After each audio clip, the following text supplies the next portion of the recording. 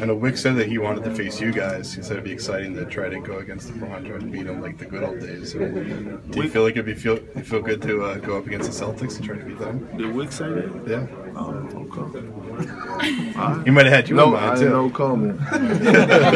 No comment. I honestly did. When I came here, Isaiah Thomas had shot me a text and said they're a game and a half out of 8th spot. So I felt like it was realistic.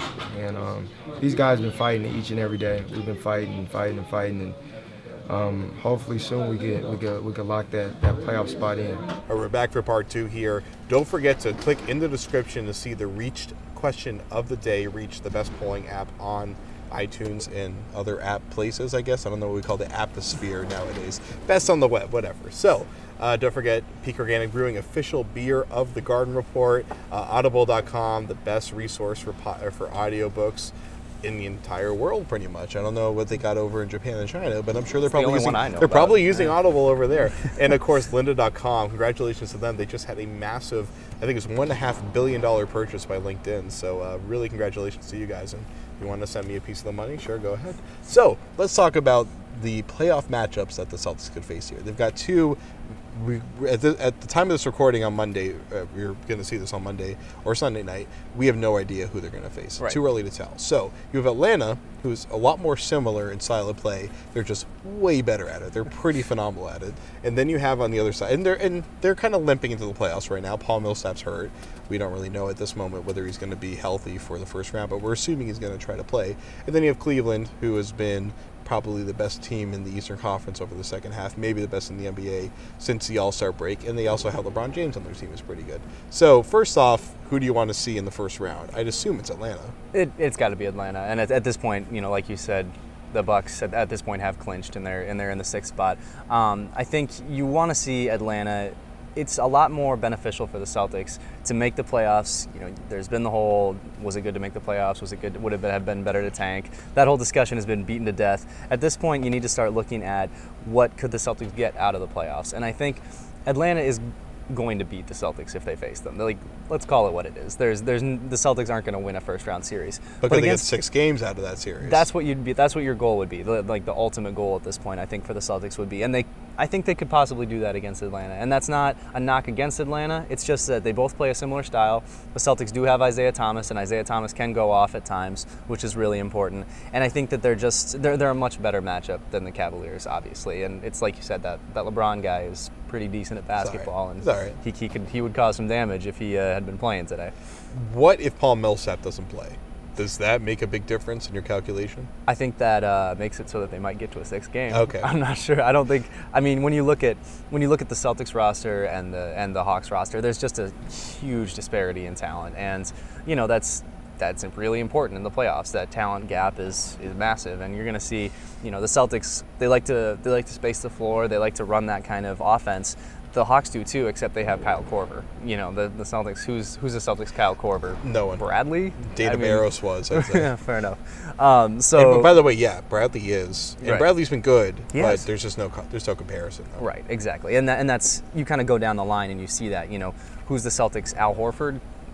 Like Sullinger? Sullinger is, if he can play. Yeah, exactly. And, Sullinger might not even be in the playoff rotation. He might get beat out by Jerebko.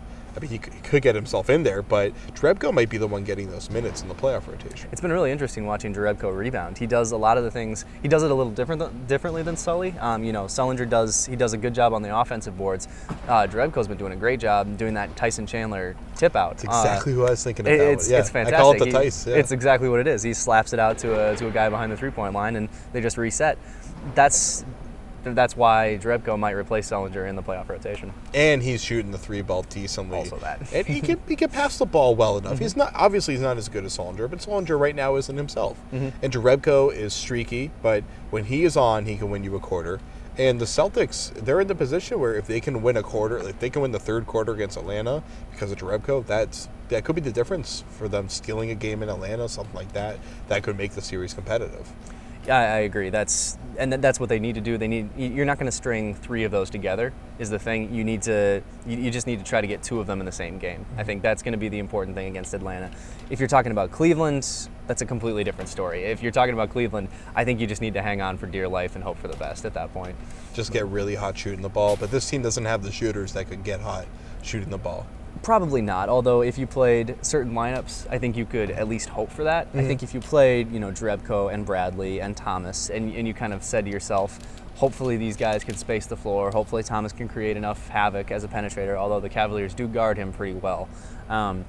But I think that's how you try to beat them. It's gonna be a toss-up, and you probably aren't going to do it. But I think that's how you try to beat this Cleveland Cavaliers team. The thing is, Mozgov has become a huge issue if you're going against them, because they have all the qualities of this kind of finesse, modern, pace and space team, and then they have Mozgov, who's always been a good player.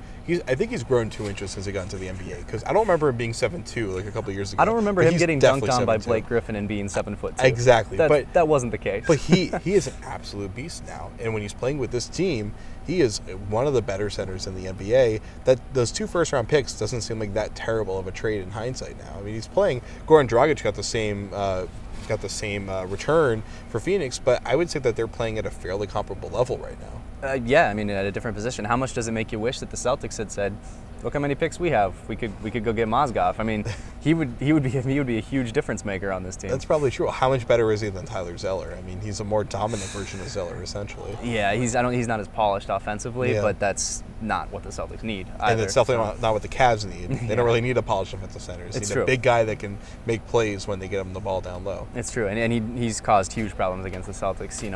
Even today, when they got into the paint, he was there, and that was intimidating.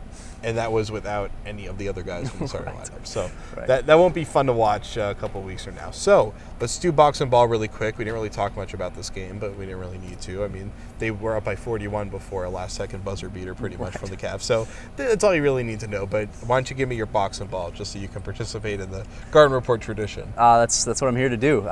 For my box, I was most impressed. Obviously, the Celtics forced a ton of turnovers. They forced 24 on 20 steals, which was one off from the franchise record. And an NBA season high. Okay. Across the league, yeah. Did not know that. But yeah, it was one off from their record. It's just the 5th time in Celtics history that since 1985 when steals started being recorded, that they've tallied that many. You really saw it all around. Bradley, Smart, a lot of guys were really just getting in there, getting their hands on balls, and doing a phenomenal job of that. As for the baller, I'm going with Isaiah Thomas. The high scorer. Like you said before, a lot of spread around offense, and Thomas was big, knocked down a bunch of shots. He passed the ball really nicely. He had one fantastic assist where he kind of went over his head, around his back, sort of weird thing to Jonas Jerebko in the corner for a big 3. He was, again, a catalyst for this team, and he was my baller of the night. It was kind of a shades of Rondo pass kind of move there. He did a bit of the Rondo ball fake. Yeah, you got the ball fake and then swinging it across, yeah. And I know they've only been keeping steals since '85, but I'd imagine that the 60 Celtics teams probably broke 20 steals pretty routinely. I mean, you can't prove that, so. That's true.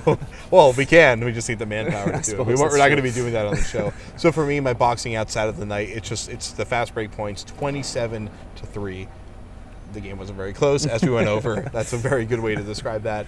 And then for me, Marcus Smart was my baller of the night because his defense was phenomenal. The steals, you give him a lot of credit for that. He had 4, I believe, right? He had 4. So his shooting wasn't that good, but he had a game-high plus 35, I think it was, at the end of the game. I'm not a believer in plus-minus too much, but when you see a number like that, I mean, that's kind of ridiculous. So props to Marcus Smart.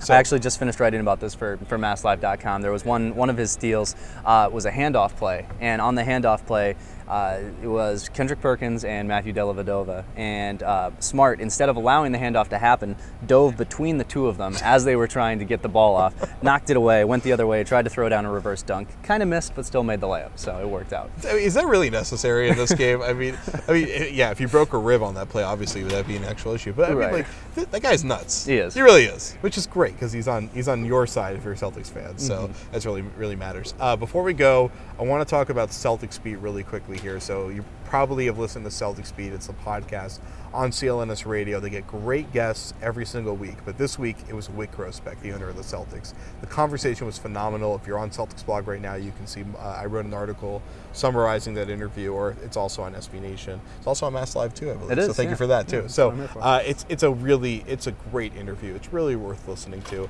The biggest thing from that interview, I won't spoil the rest of it, but Wyc did say they want to beat LeBron in the playoffs. So let's hope for LeBron in the playoffs, because that would be really interesting. So Tom, let's tap it up again. Thanks for coming on the show. Salute to all you here watching at home. That's it for the Garden Report. We will be back for Tuesday's season finale, or home season finale. And then it looks like we're going to be back for the playoffs too. So we will be seeing more of you soon. For Tom, I'm Jared. That's it on the Garden Report. Kendrick, how did it feel to see Geno time as an opposing player? It was different. I was looking forward to seeing him, though. I haven't seen him in a while, but it was good just to be back. It's always good to be back in Boston. You know, the fans are great, so the organization is great. It's always a good feeling to be back.